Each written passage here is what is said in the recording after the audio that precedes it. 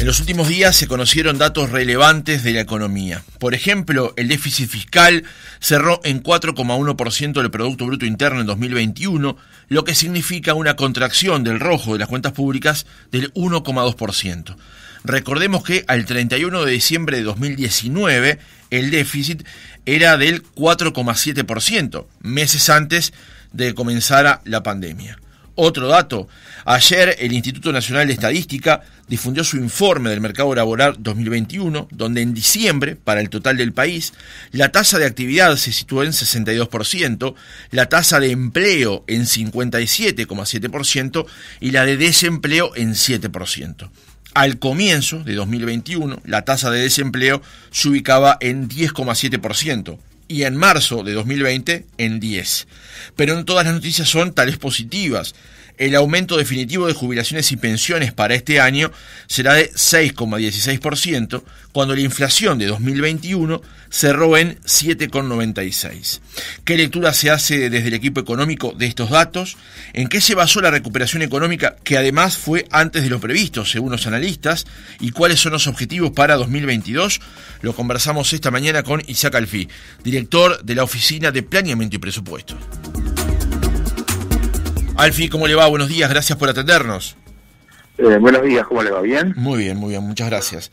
Alfie, una primera lectura, digamos, de este repaso somero que hice para la introducción de estos datos económicos presentados al comienzo de este año 2022. Yo lo que estamos viendo, creo que la lectura es, hubo una aceleración del crecimiento, yo creo que en el último semestre, pero en el último trimestre del año pasado, claramente. Los signos del mercado de trabajo a partir de agosto ya venían mejorando, pero se mejoraban sobre una base muy baja. Ya la base se empezó a parecer a la prepandemia allá por agosto, septiembre, y a partir de ahí igual el mercado afortunadamente siguió mejorando. Yo creo que el dato, hay muchos datos, digamos, pero el dato más relevante del mercado de trabajo es que en el último trimestre, en promedio del último trimestre, para evitar el dato de un mes, que metodológicamente ahora es un dato muy sólido, que es mucho más estable porque la encuesta es muchísimo más grande, es la mensual para empleo, desempleo y actividad que antes. El último trimestre da casi 21.000 puestos de trabajo más que el del año 2019, el último trimestre del 2019. O sea, y ese dato de empleo del último trimestre es un dato razonablemente bueno cuando uno compara los últimos trimestres de los últimos 6 años.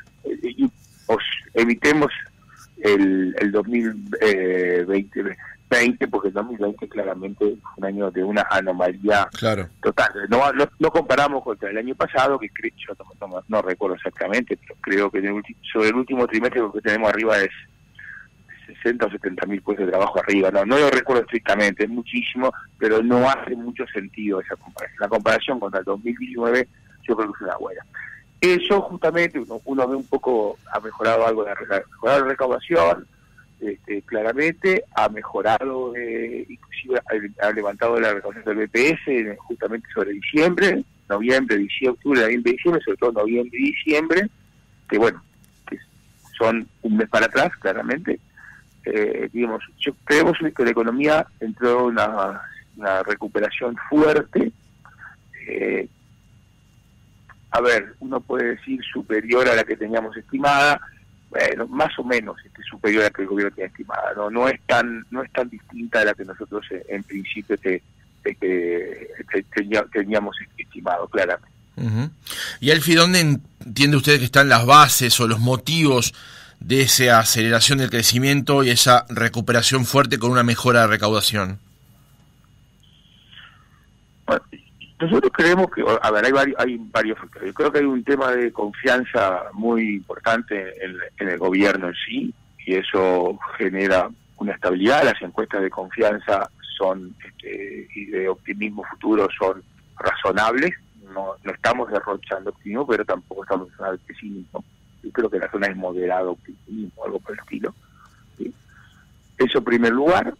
En segundo lugar, claramente el sector externo y por el lado de las exportaciones ha venido tirando fuerte, y eso nos hizo una recuperación industrial importante.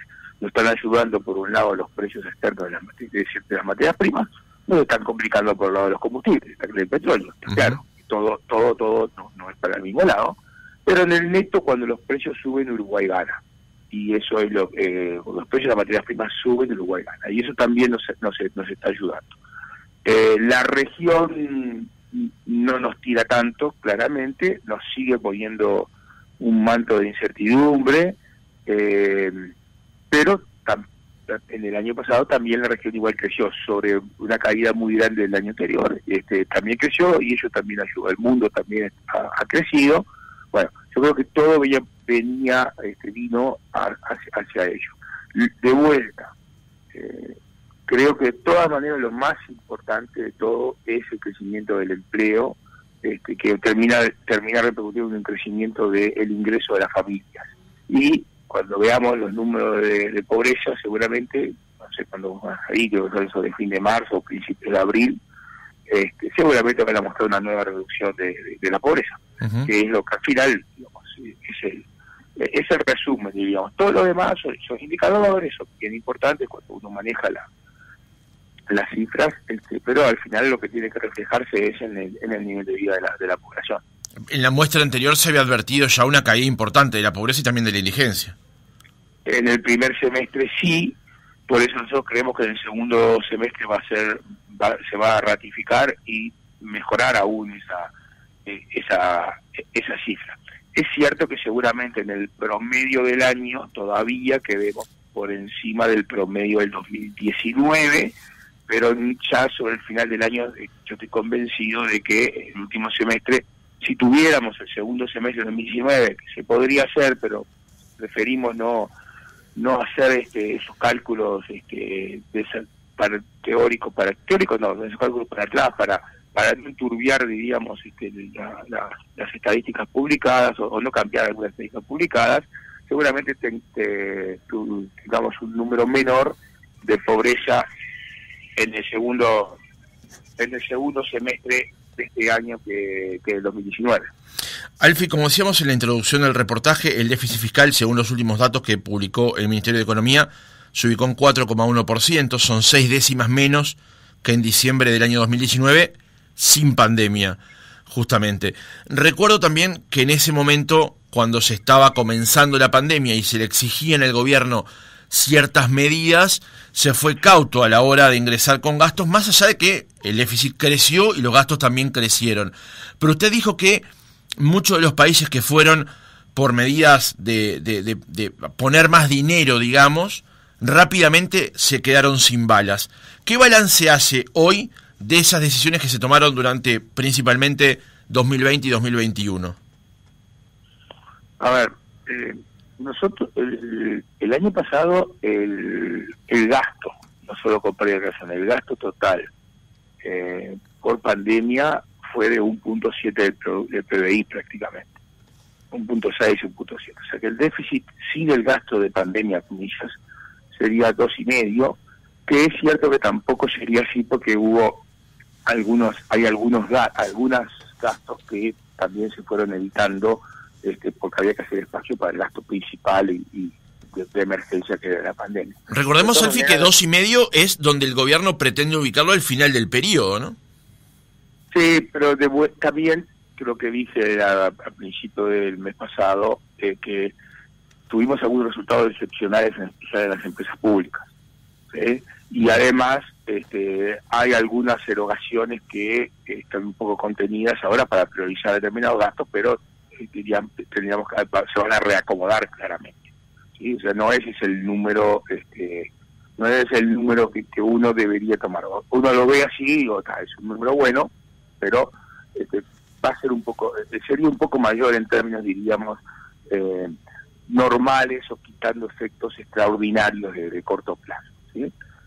A ver, yo creo que el país, de los países, diríamos, en general, de los países que no tenemos una capacidad de emisión muy grande, sin tener consecuencias importantes en materia del mercado monetario, fuimos de los que más gastamos el año pasado. Es cierto que gastamos algo menos supuestamente en el 2020, pero cuando vemos los resultados finales, no son resultados peores que los demás. Y hemos asistido a una recuperación del mercado de trabajo, hemos asistido a una recuperación de la economía en general, y quedamos en una posición razonable. El otro día salió un comunicado de la agencia Fitch, que es la que nos tenía allí con una perspectiva negativa, y que podríamos caer del grado de inversor, la única en principio que estábamos en el límite de los grados, que nos pasa a perspectiva estable, y dice que somos de las únicas, uno de los únicos dos países de todos los que teníamos en ese grado con perspectivas negativas, perdón, de todos los que teníamos países con perspectivas negativas, que no perdimos su grado. O sea, creo que el manejo fue prudente. Después se podrá discutir, pero yo escucho a todo el mundo, pero los resultados creo que están marcando que fue razonablemente acertado. Yo creo que fue muy acertado lo que se hizo, y bueno, y hoy estamos en una situación de mejores perspectivas, y de una base donde mantenemos nuestro grado, una calificación en materia de deuda. Eso nos permite endeudarnos a tasas bajas. No olvidemos que tasas más bajas son menores cargos de intereses, y menores cargos de intereses es más espacio para otros gastos o para menos impuestos. También hay que tener claro, ¿no? Todo esto se está logrando con la promesa de no subir impuestos, y no se han subido los impuestos. Uh-huh. Ahora, ¿cómo es? Había muchos de mis colegas que dudaban que esto se podía hacer. Ajá. Le pregunto justamente en esto, usted hablaba recién de la incidencia de las empresas públicas y marcaba también de que no hubo aumento de impuestos, hubo un ajuste de tarifas, una corrección de tarifas al comienzo de este año, pero le quería preguntar, por ejemplo, por la cantidad de dinero que se le pidió a UTE en particular. Sabemos que ANCAP está en una situación bien diferente, pero ¿cómo va a ser o cuál es la perspectiva de desembolso o ayuda, o como sea el término que se utilice, para pedirle a UTE recursos a fin de año? No, a ver.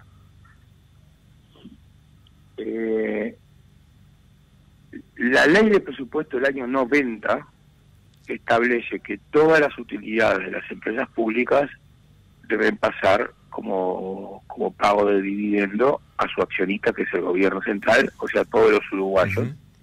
¿No? Y eso fue lo que se hizo, nada más. Tu resultado extraordinario está medido dentro de este 4,1, que es el resultado extraordinario, sí. O sea que no es que mire, o lo tiene el gobierno o lo tiene UTE, de todas maneras está medido, no cambia el resultado final. Ahora, el ajuste o la adecuación de tarifas de enero, si usted lo ve, 3,5 en UTE. Sí. No subieron los combustibles, pero los combustibles van por otro carril en realidad. Ahora hubo que subirlos un poco, naturalmente, con el petróleo a $90. Antel no subió, sí, y yo creo que subió algo así como 6%. Todos muy por debajo de la inflación pasada, y en general por debajo de la inflación proyectada, o en línea con la inflación proyectada en el caso de, aproximadamente en el caso de OCE. O sea, no hay aumento de tarifas en términos reales ni nada que se parezca. De hecho, el año pasado, en el año 2021, si usted mira el año 2021, el ajuste de enero, usted creo que fue 5 o 5,5%, no lo recuerdo, también por debajo de la inflación del año pasado y por debajo de la inflación proyectada para este año, que era en principio 7, o entre 3 y 7, pero básicamente todo el mundo pensaba que estaba más cerca de 7, creo que era 6,8 lo que se puso en la presentación presupuestal, ¿sí? En Antel creo que la suba fue de 2% el año pasado. O sea, todas las tarifas públicas están evolucionando por debajo de la evolución de los precios en su conjunto, eso con ajustes claramente dentro de las empresas, con cambios en la administración de las empresas que también permiten eso, dentro de los márgenes que se permiten. Se están conteniendo las erogaciones superfluas, entendemos nosotros, se está dedicando el dinero al corazón de la actividad, y con un crecimiento en la actividad se aprovecha para no trasladar a tarifa, entonces que el usuario tenga mejores condiciones. También eso en especial en UTE, es parte de la competitividad del país, ¿no? También antes. Alfie, con respecto al tema salarios, ¿qué es lo que esperan? Por ejemplo, y le hago esta pregunta basándome en que muchos acuerdos de sectores en los consejos de salarios sobre fines del año pasado acordaron incluso por arriba de la pauta que había manejado el gobierno. Sí, bueno, sí, pero de vuelta ahí, mire, siempre las partes, las empresas y los trabajadores conocen mucho mejor la situación real de lo que podemos conocerlo del sector público. Son los actores. Acordaron por encima, yo vi cuánto es por encima, es algún por ciento, pero claramente estaban viendo lo que está pasando en el mercado de trabajo, eso no lo estábamos viendo. Y la verdad que yo no creo que no sea un problema ni nada que se parezca. Es más, si usted mira el mercado de trabajo, está creciendo el empleo, no está creciendo la oferta de trabajo, o sea, la cantidad de trabajadores que se postulan para trabajar. Eso es un fenómeno que se está viendo en casi todo el mundo, una cosa bastante extraña después de la pandemia, por lo menos por el momento no está creciendo, o no está creciendo de manera tan fuerte. Bueno, ese mercado de los salarios van a tener que subir, porque en el fondo es eso, o sea, y si hay más actividad, los salarios suben, eso está claro. No parece ser ese un problema hoy en día, ni nada que se le parezca. Es más, creo que es un resultado bastante lógico, digamos, de la situación, y además, en la medida que la economía crezca, los salarios tienen que subir, porque en el fondo es eso. Uh-huh. Alfie, le quiero preguntar ahora por una cuestión que está supeditada, según han dicho, al referéndum del próximo 27 de marzo, por supuesto desde el gobierno se estima que no, que es la reforma de la seguridad social, el trabajo que viene realizando la comisión de expertos y los documentos que de allí van a emitirse hacia el Poder Legislativo. ¿Cuánto cree usted que es necesario para Uruguay encarar cuanto antes o a mediano plazo una reforma de la seguridad social en los términos en los que se termine definiendo? Todos sabemos que la reforma es súper importante y que está atrasada. Es más, si usted recuerda las declaraciones del ex ministro Astori, yo creo que desde el año 2013-2014 viene diciendo que iba a hacer una reforma de la seguridad social. Solo que no se empezó. Es más, hubo alguna contrarreforma en el medio, en especial la ley de 50.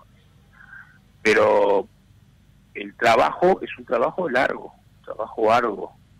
La comisión hizo un informe realmente muy bueno, bien amplio, muy abarcativo, y bueno, sobre eso hay que trabajar y hay que redactar.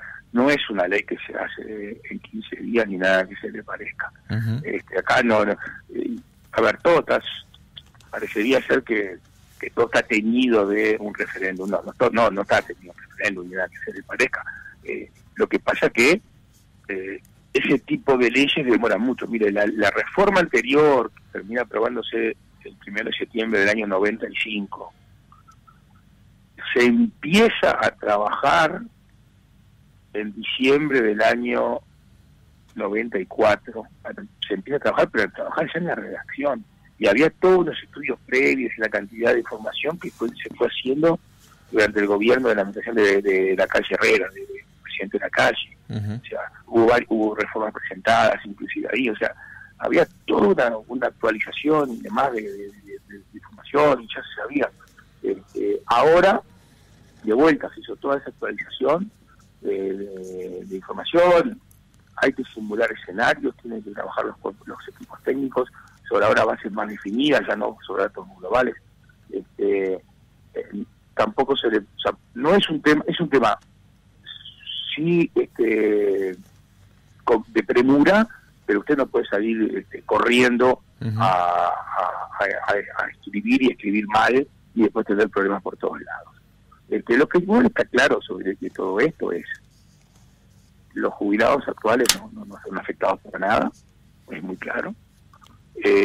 Los que tienen, diríamos, los actuales y los que están, diríamos, en una zona, comillas, relativamente cercana a la jubilación, tampoco a nadie le cambia las reglas de juego. No se cambiaron antes, se dijo explícitamente que no se van a cambiar ahora, o sea que tampoco es es algo que va a tener un efecto inmediato, ¿sí? Inmediato no va a tener efecto. Cualquier reforma de estas, en Uruguay siempre tiene efectos inmediatos, que son los que se adecuan, porque además, en principio, como bien lo dijo el doctor Saldain, nos estaríamos adecuando a lo que está pasando en el Uruguay y en el mundo, afortunadamente, con la esperanza de vida de las personas, la calidad de vida de las personas, cómo llegamos a determinadas edades, ¿no?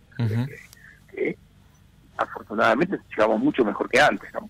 Y además se están viendo también, creo que estaba escrito, en el informe que se entregó, que hay alguna recomendación de tener alguna jubilación parcial, o sea, estar jubilado y poder trabajar también, con determinadas características, cosas que hay que definir y hay que ver. Yo personalmente no he visto nada todavía de eso. Sí, el informe es muy completo y además tiene cosas muy novedosas, y está disponible, es muy recomendable que se lo lea porque realmente es muy completo el informe de la comisión. Correcto. Un par de preguntas más en el cierre del reportaje, porque no queremos sacarle demasiado tiempo. Alfie, ¿qué expectativas tiene usted y el gobierno, más allá de lo que escribió en el presupuesto y lo que va a ser la rendición de cuentas, con respecto a la evolución de la inflación para este año? Mire, el gobierno tiene una línea trazada, ¿tá? La línea es seguir reduciendo la inflación, ¿tá? El año pasado bajó. El año pasado, si bien hubo una inflación más alta que el objetivo, ¿sí? Hay que tener presente que es de los pocos países del mundo que bajó la inflación. En el resto del mundo, mire, vamos a ser claros, 7% en Estados Unidos. En Chile parecido, que son países de inflaciones muy bajas.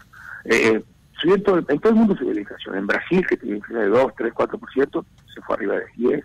En Europa está entre el 5 y el 6, depende de los países y demás.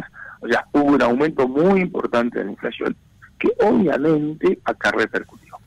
Este año todavía hay tensiones, están las tensiones geopolíticas por un lado, los problemas en la disrupción de las cadenas de suministros y logísticas por otro, que todavía generan problemas en materia de, digamos, de precio de corto plazo, pero también hay otro tema. El mundo hizo una emisión monetaria muy importante con el tema de la pandemia, y bueno, ese dinero tirado arriba de la mesa con tasa de intereses en cero, termina provocando inflación. O sea que la inflación, el programa sigue siendo el mismo, el programa sigue siendo que la inflación va a seguir bajando. Yo no le voy a decir un número ahora porque es el Banco Central el que trabaja en eso y termina haciendo las proyecciones. Las proyecciones son de baja de la inflación, de baja de la inflación. No recuerdo estrictamente el número ahora y por eso no lo voy a decir, que tiene el Banco Central, sí, pero creo que se está haciendo un trabajo adecuado así también, reconociendo las realidades nuestras y del mundo. Cuando usted tiene un mundo con inflaciones muy altas, la verdad que a un país tan pequeño como nosotros no es tan fácil salirse de eso.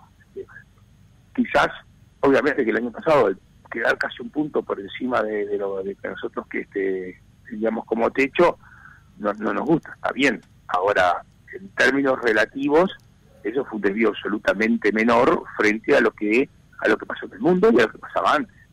Claro. Igual tenía inflación de 8 y pico por ciento, todo el tiempo tuvo 8 y pico por ciento, con el mundo con 0, o con 1, o con 2. Bueno, el mundo tuvo 6 o 7, nosotros tuvimos 7,9, algo por el estilo. Quedamos bien cerquita. Alfie, el 18 de enero se firmó un contrato por parte del gobierno para generar obras en las rutas 15 y 14 por unos 332 millones de dólares.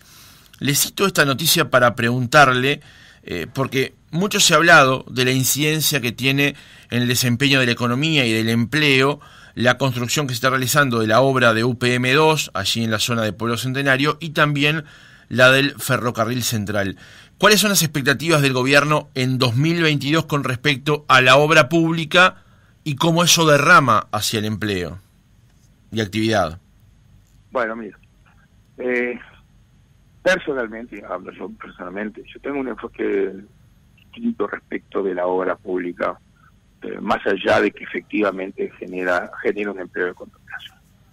El enfoque de la obra pública es un enfoque de mejora de infraestructura para mejorar las condiciones de competitividad de la economía y ahí sí generar muchísimos más empleos. Porque con la economía más competitiva se generan muchísimos más empleos. O sea, eso es mejorar la infraestructura, reducir los costos de la economía en general, los costos de logística básicamente, transporte y logística, y entonces generar muchísimo más empleo.